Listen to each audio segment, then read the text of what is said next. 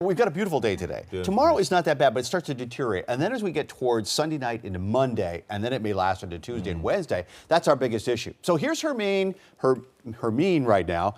Everybody's having a really hard time pronouncing this because it doesn't spell the way it sounds, but it's pronounced Hermine.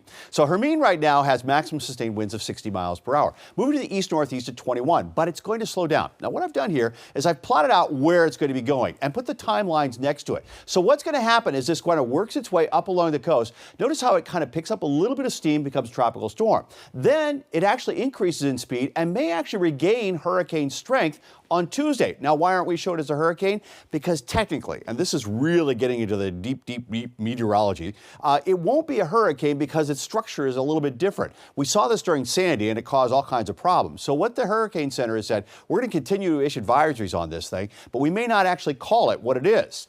So at Tuesday at 2 a.m. in the morning, it could be back up to hurricane strength. And again, it is sitting down here for a couple of days, which you know what's going to happen. The ocean's going to get churned up a lot, and that's going to be a big issue going forward. So we have these tropical storm warnings all the way up along the coast. And if they get closer to us, because there's that chance that it could actually reform into something a little bit stronger, we have tropical storm watches just right along the coastal areas of Connecticut, not into Rhode Island, and really more of an offshore issue that we're talking about here south of the islands. So as far as impact is concerned, moderate impact here. 15 to 20 foot seas seem likely, but lesser amounts of seas as you look offshore. And again, not really getting going until tomorrow night into Monday. Low impact inland. You're probably going to be sitting here going, boy, what storm are they talking about? It doesn't seem like too much out of it. Heavy rains expected out of this system as it moves its way up the coast, but because it may not get in here with full strength, our rainfall totals don't look that impressive. In fact, here's the way it looks as we go all the way out through Tuesday morning. Now, this is just one computer model, but you get the idea. A lot of us may not even get an inch of rain out of this whole thing, and the best opportunity is going to be over the Cape.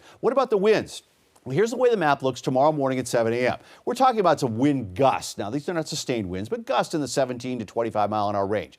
A breezy day, pretty much for that. But as we get a little bit later in the day towards Sunday evening, now these are starting to ramp up a little bit and getting much stronger, especially if you're in the coastal areas or out towards Block Island or Nantucket. But inland, the winds don't get that strong.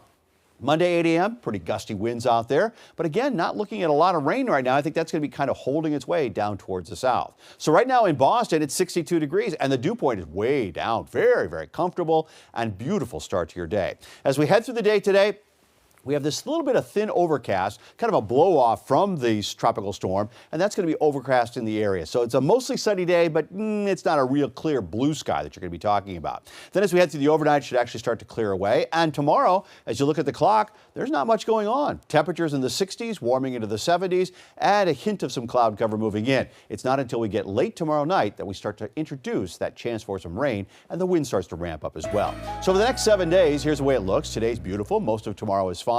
Then we watch for Hermine, and that's going to give us some problems on Monday and Tuesday, and perhaps even into Wednesday before it clears out. You'll also notice, because this is a tropical system, the tropical moisture in the air is going to be getting up, and it's going to start to get muggier and muggier. And by the end of the week, actually, kind of muggy with temperatures back into the 80s, feeling much more like summer at the end of the week than what it will be the first part of the week.